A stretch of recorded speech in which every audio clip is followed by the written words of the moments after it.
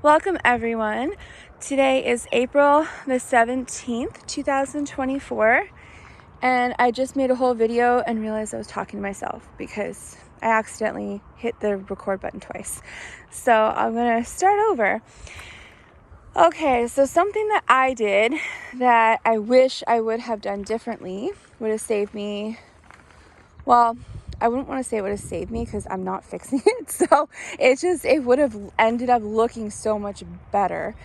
But anyways, I'm going to share this with you. So hopefully if you're doing the same thing, you will do what I should have done. And then you'll have a much nicer property and you won't have to deal with all this crap that I have to deal with. So I'll let you know what I did. And then I'll explain what I should have done. So when I bought this house, this house structurally is in good condition, but these people, the guy that lived here, it was his parents who had the house built in 1912. So it's just a family home. And they owned pretty much everything around here. Like they controlled the jobs. Well, there's a couple families that did that. They were rich millionaires. Literally, they were millionaires. But the reason they were millionaires is because they wouldn't spend money on anything unless they absolutely had to. And they would try and rip people off and bargain as low as they possibly could to pay the least amount. They would gyp people on their wages, all that stuff. So not very good people. I haven't heard one good thing about them from anybody here. But when I first moved into this house, if I stood in the front yard, which is very close to the road, I honestly, if I did not know the year, I could easily think I was in 1912 because I think the house actually probably still has the original paint and it's all chipping off. It has the original front doors, but there's no porch. They never built one. At some point they probably had steps, but there wasn't anything when I moved here. So I didn't even have steps. To get into the front door, well, there's two front doors. One was in the kitchen. And the actual front door was broken. The handle was broken off. You can't even open the door. So to get into the door that does work, you had to reach up to unlock the door. Then you had to open the door, jump, and climb to get in the house. So I always use the back door. But I didn't even have a step, nothing. It was just mud and grass. And there was about 20 something trees in this front yard, which is close to the road. And the trees were like mostly old apple trees that were never taken care of. They were rotted, dying. Beautiful lilac tree by the ditch, but it's right growing in the side of the ditch and there's power lines up here. It was an eyesore, beautiful tree, but a horrible spot. And then there was like three, and then there was a maple trying to grow in between there, and it was awful. So when you have a lot of trees like that, especially in front of your house, what happens is the sun cannot get into the ground. So you have a nice, cool, damp spot, and that's where you're going to get more mosquitoes. I hate these bugs here. They eat me alive. So anything that I can do to, I'm working on my yard stuff on my porch. The snow just melted, so I got a lot of projects going out here. Anyways, so I had all these trees cut down, used them for firewood, and by doing that, it allows the sun to make sure that the ground is always dry, and that's going to help eliminate your mosquitoes.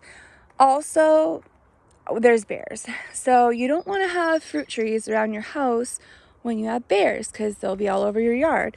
And there's a lot of bears around here. So for many reasons, they had to go. Plus, it just looked terrible. So I had my neighbor come. I actually traded him for my propane tank that I had no use for, that he actually wanted because he needed it for his garage. So I bartered, so it didn't cost me any money, and he helped me cut down all 20 something of my trees in my front lawn. And I gave him my tank. So I then got another neighbor. Okay, neighbor is like anyone that's within about a 15-minute drive out here. That's a neighbor. So I have a neighbor come with an excavator, and he pulled out all the tree stumps and then scraped the ground. Well, we put the tree stumps in the forest. It's good for compost. And then we scraped the ground so it was nice and smooth. And then I wanted gravel. So by putting down gravel, I have no yard maintenance. I'm not cutting grass. I'm eliminating mosquitoes.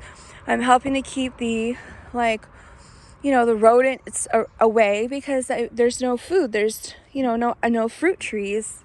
Well, they were still producing apples, but they weren't the kind you'd want to eat. They taste nasty. So, anyways, so a lot of reasons I needed this done. And I was also able to get a dump truck load of gravel for only $100. And it takes a lot of dump load trucks to do this project, because I went all the way around the side of my house too, and the back. Anyways, so I had all this done, and then I had a bunch of loads of gravel delivered, and then spread all out. It was so beautiful. It looks so nice. It was all gravel. And it feels good too, knowing I don't have to cut this grass and waste all that money in gas, and it's useless. So anyways, I had all the gravel laid. It was beautiful. It looked great. I felt so good. I'm finally getting somewhere fixing this up. And thought to myself, okay, no cutting grass. Then I realized, because I don't know any of this stuff, no one ever taught me anything. I have to learn on my own everything. Grass grows through gravel. So all this beautiful gravel that I put down, and it looks so nice, I then had all of this growing. And you get piles of like this. All this stuff. So not too pleased with that. How do you fix this? So I am definitely not going to be pulling up my gravel and then fixing it. It's just going to stay the way it is, and I'll probably just have to come out with a mild killer, like grass killer, like a dish. I think it's 1 gallon of vinegar, half cup of salt, some Dawn dish soap, and then water, I think it is, and you just spray all over. So it's not like any harsh chemicals, and it'll actually kill all this stuff. So that's what I'm gonna have to do.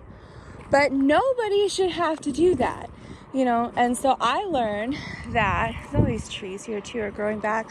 So I learned that what I should have done was, after I had the ground scraped and it was all nice and smooth and beautiful, then I should have had weed barrier or weed shield, whatever you want to call it.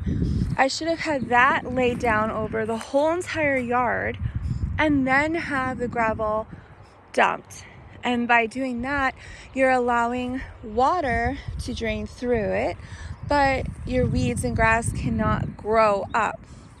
So it is definitely a major cost to do that, and at the time I didn't have that extra money if I wanted to anyways, so it wasn't really an option. But going forward, once I get this fixed up enough to sell it and I can move, I will at least then know that if I'm going to be putting gravel down somewhere, that I need to make sure that I wait until I have enough money to buy all of the weed shield that I need, then the gravel, so it's all done properly, and I don't have to I have a truck coming by, so, and then this way I don't have to deal with all of these issues that I now have to deal with.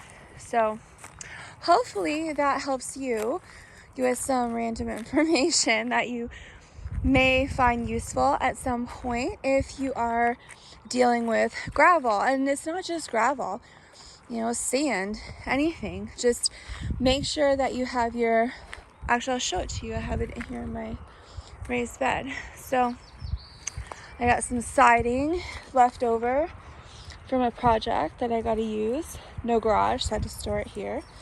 So this here is what I should have used. This is my weed shield. Now, when you're purchasing weed shield or weed barrier, whatever you want to call it, there's different thicknesses. I don't remember offhand what kind this is. But yeah, there's all different kinds, there's different thicknesses. So just keep in mind that you know, it'd be a good idea to look into what kind of thickness would be best to use before you purchase it. Because, you know, like me, I'll look at, okay, what are my options? What are my prices? So it's easy to pick, well, this one's the cheapest price, but you also have to look at the size. And yes, these are copper pipes. So I've had burst pipes, frozen pipes that burst. I've had leaks. I had all kinds of stuff. So when I had the plumbing company come last time after the dishwasher pipe froze, burst, and I had hot water gushing out, flooding my kitchen, seeping down into the crawl space everywhere, I was so disgusted. I told them, take out every copper pipe. I'm like, I don't want to see any copper pipes in this house. So we put in, on all the hot water, we put in clear PEX pipe. So it just has a little bit more give, so you're less likely to have burst pipes. So your pipes can still freeze, but they're less likely to burst than with the copper pipes. So I'm not getting rid of my copper. So what I did was I put them temporarily in here. I have to get the chicken and cow manure from the farmer to fill my raised bed, but temporarily I've just been using it like as a compost thing. But anyways, I put all my bent and broken old copper pipes in here because slugs hate copper, and we have slugs here so bad. So I'm just going to put all my old copper pipes around the edges on the inside of my raised bed, and hopefully it'll help keep all the slugs out. I do know how to do the electroculture properly, because you can just put copper coils, but if they're spun the wrong way, or there's just a certain way that you have to make those copper coils so that you're getting the result that you want.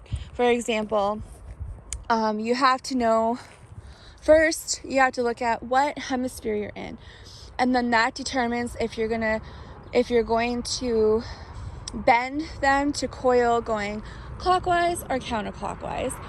Because if you do it the wrong way, then what you're doing is, instead of pulling all that energy and the electricity from the naturally in the air into your soil, if you spin it or if you twist it the wrong way, it's actually going to take the energy from your soil and it's going to put it back in the air. So it's actually, it'll remove the good stuff.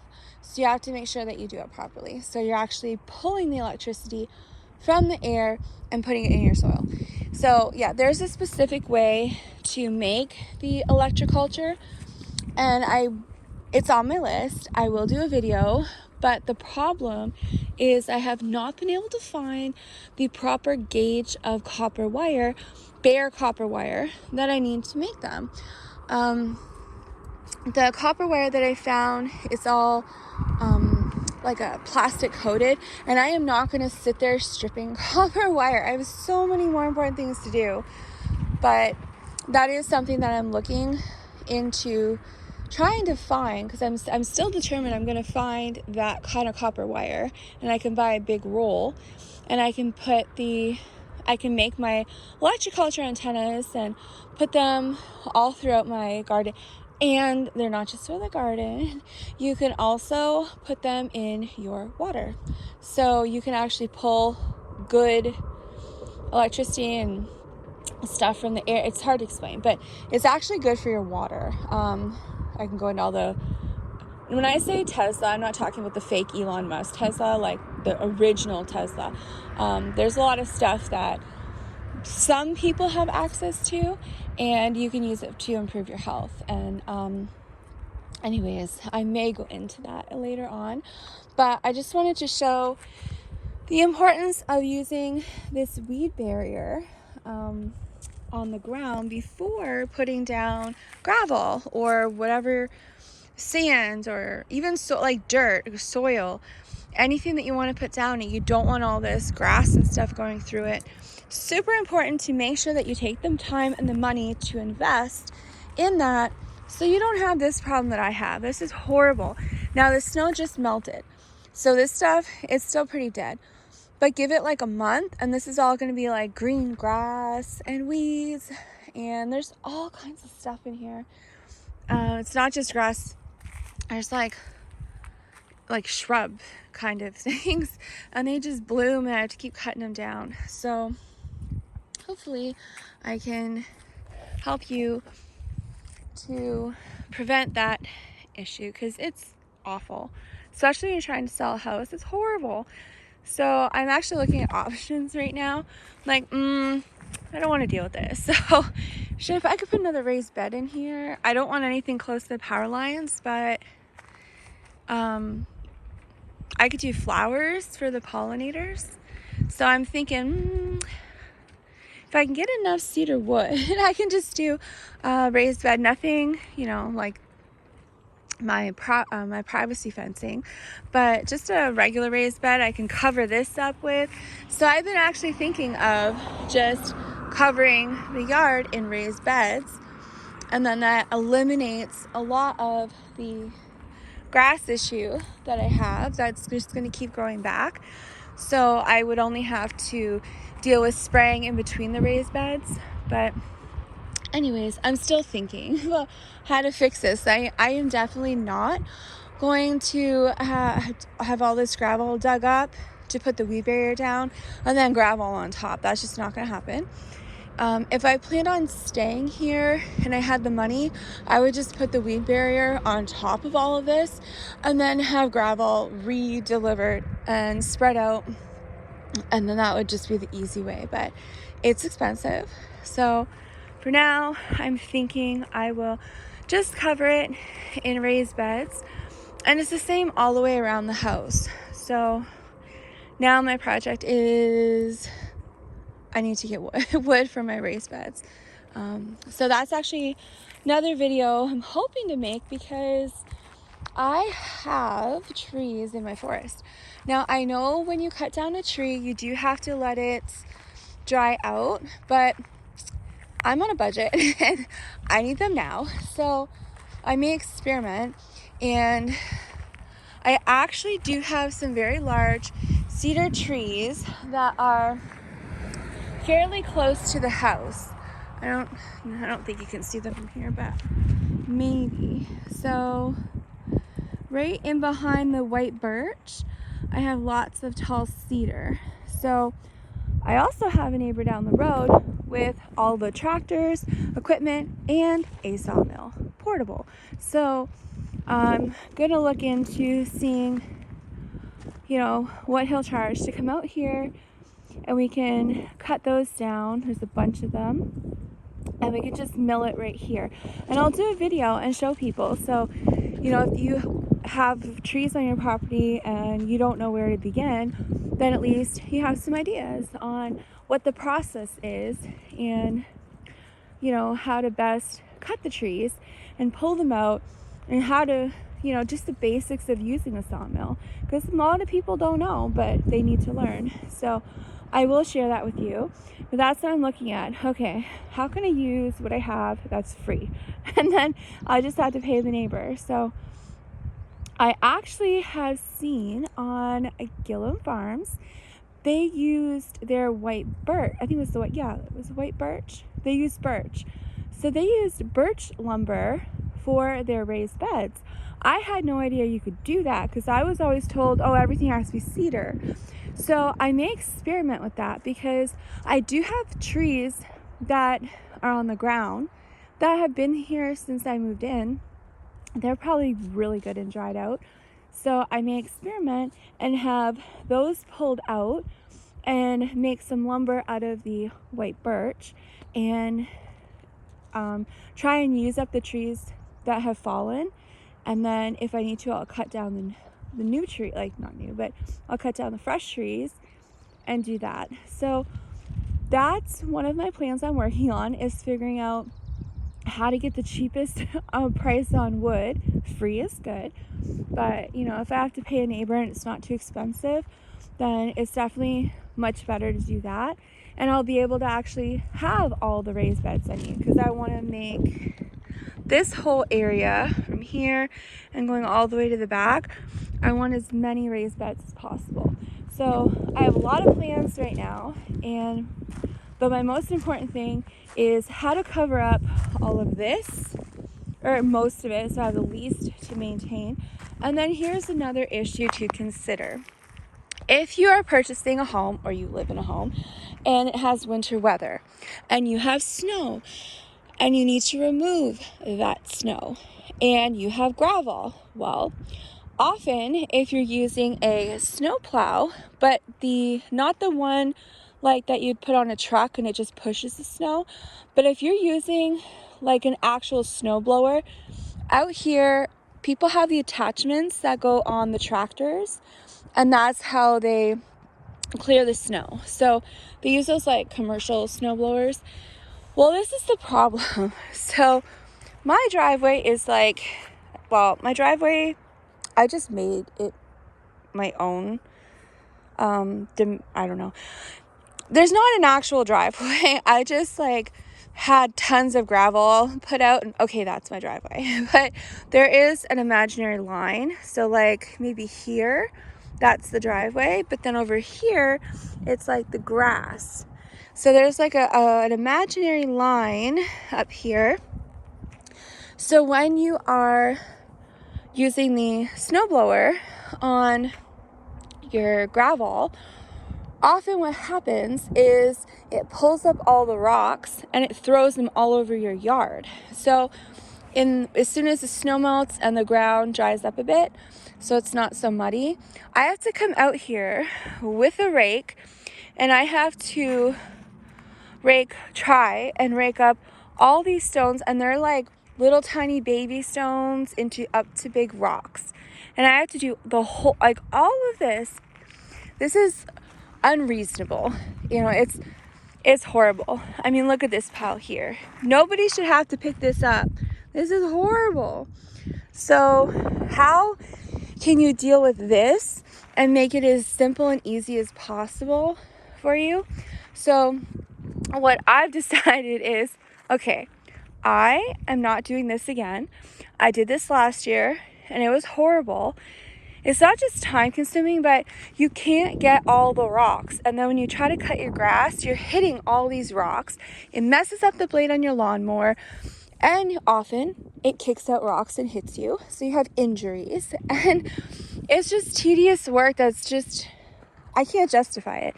So I was thinking that I do have a roll of weed barrier that I was saving for a project. And I think what I'll do is I'll roll it out, and maybe I'll have to get another 1 or 2 rolls maybe.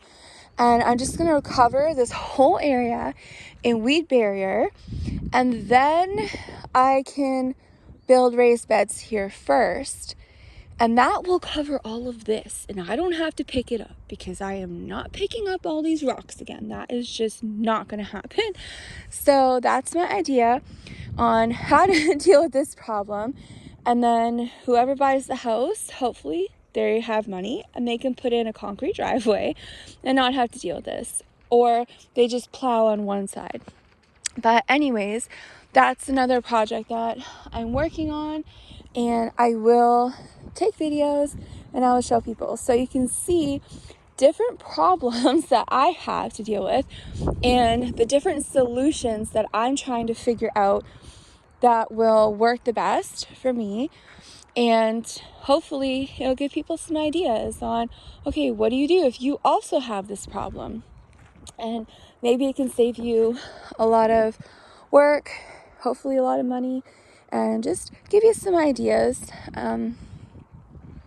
But that's pretty much what I wanted to share with you is this, because now that the snow is melting, I have to look at it. And it's a pretty gloomy day. I think it's 40 Fahrenheit right now, so it's probably not gonna actually warm up for a while. I think the high this week, it's finally going above 40, and I think we might see 52 Fahrenheit this week. But I mean, we can't plant gardens until June anyway, so I do have lots of time.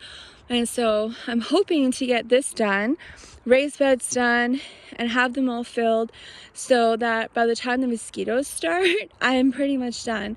I can get all my plants in and I'm good. So I have lots of time. If you have suggestions on how to deal with some of these problems, then let me know in the comments. Like I said, it's a great house, it's a great property, but it's just not for me because it doesn't have a basement, and I need a basement for all my food storage, so, and my canning and all that. So I'm hoping to get outside and inside fixed up enough that I could put up for sale in the fall. And so I don't want to invest too much time or money, because every dollar I spend on one thing takes away from something else, and good gracious, there's a lot that I have to do here. So I'm trying to figure out ways that are not expensive, or the least of the expensive options, but will also look nice and be multifunctional. So putting all these raised beds here instead of at the back of the driveway is going to solve this issue, because I'm not picking up all these rocks, and it's also going to look really nice for whoever buys this house. We'll have several rows of raised beds all here, and so that's just what I'm thinking of what to do. But if you have any tips or ideas in the comments, let me know, and hopefully that will help me, because I'm constantly thinking and planning, and everything I do here, I try to make sure that it's movable. I don't want to do things that's going to cause me work later. So I have to build a chicken coop. I've been needing to do that for 3 years. I still don't have chickens. This year I'm determined to find a way to afford the wood and the help to build it. So hopefully I can use my own wood that doesn't have to be dry, or I'll just do it anyways and then it can just dry over the year. But I do need to build a chicken coop, and when I build that, it has to be fairly large and, you know, a nice little luxury one, because I want my chickens all cared for and happy. So that is going to be built in a way that the dimensions will easily fit on a trailer, so that it can be easily moved. So everything I do needs to be easily moved and built so that it's built to last.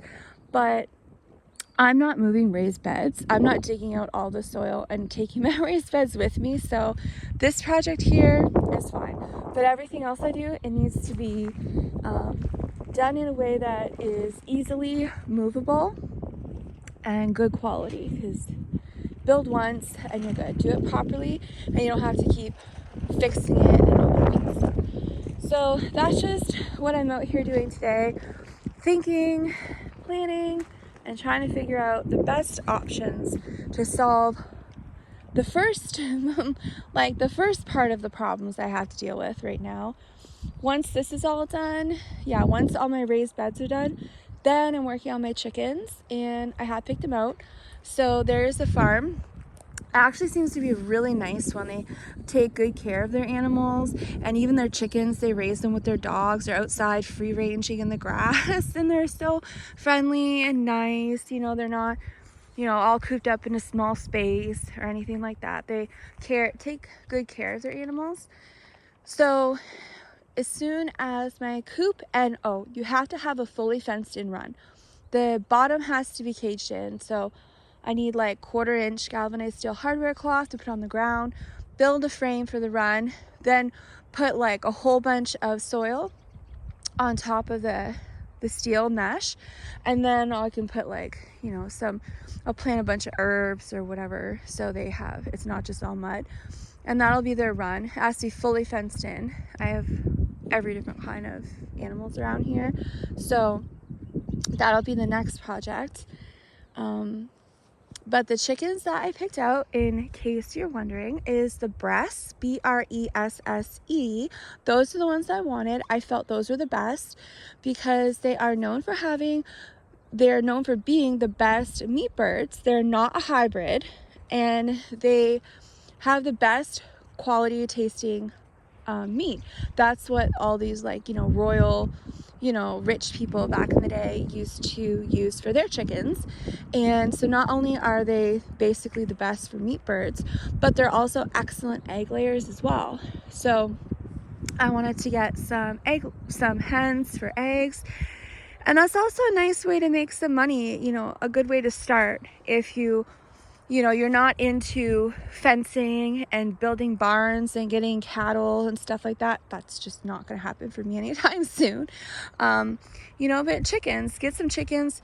If you're already building a coop for yourself, build it a bit bigger, get some extra hens, and you can sell the eggs. Even if you only get a couple extra chickens, maybe you can sell 1 or 2 dozen eggs a week to a neighbor. You just got a little extra money, and that could help with your feed if you're not free ranging or growing your own feed yourself. So, there's a lot of options to get started, and that's what I'm trying to do. So I'm hoping to get meat birds, those birds. I'll get a bunch for meat birds, and then I'll keep some for hens for myself and my pets because they love eggs. But also I'd like to have lots of extra eggs to sell, because that's a good way to start a little business, when you're on a tight budget and you just want a little bit of extra. And then I think maybe next year I'll get a rooster, because they also are very particular with the bloodlines. And so they've actually got roosters of a different bloodline, so they're careful. So, they have their chickens that they're breeding, and then the babies, they can then move them over to another area, and those chickens, they can then use them to breed with the rooster of a different bloodline. So that's what I like. I don't know anything about chickens, first time chicken owner, but I'm researching and I'm learning from everybody, and that's something that I think is important. So I do have options. So I can get a rooster of a different bloodline, and then that way every year I can start hatching my own meat birds and not have to pay $10 a bird. A lot of places are up to $20 a bird. It's ridiculous. So that's also a good option too, is just build a little bit bigger, and then you can start, even if you're not going to be making or growing meat birds, you could actually, like for yourself, you could raise meat birds and you could sell them to people. So that's another option. You can, to make a little extra money, that if you've already got a coop and a run, you can just breed your birds and sell the little baby chickens, make a little bit of money, and you're giving people good quality chickens. They know where they came from, they're well cared for, all that good stuff. So that's the next. So my first big huge project is getting this fixed up with raised beds so I can actually get gardens in and have a harvest this year. I have not ever in my life had a proper garden. Last 2 years I've tried to grow stuff, but I just things didn't work out, and I couldn't get anything in the ground, and everything just died. And last year I had zucchini for the first time, and I've never ate zucchini before. So I did get some zucchini, I got some peas, and a few green cherry tomatoes. Nobody around here got much of any tomatoes because of the weather. No one got tomatoes or peppers here. So anyways, this will be my very first garden that actually will hopefully grow food. And then my next project is chickens. So I will take videos and share that with you. But if you have any tips or you have any suggestions or good information, feel free to leave that in the comments, or just make a video with good information and tag me in it, and then send me a message and let me know that you posted a video on your channel. So, you know, those are, you know, good things you can do. You can, if you have a channel, make a video of information that, you know, might help somebody, and that gives you extra content and you're passing on some good information. And it's absolutely freezing cold, and my winter coat is hanging up to dry. I just washed it. I am freezing cold right now, and I'm wearing flip-flops because I hurt the back of my foot and I can't wear my boots. So I'm going in the house before I completely freeze, and hopefully this has some information to give you some ideas and save you from the pain and suffering that I've had to go through with this eyesore of a yard. It doesn't even look like I did anything. It looks terrible. It's not beautiful anymore. So I will see you on the next video, and hopefully you stay warm if you're in the cold.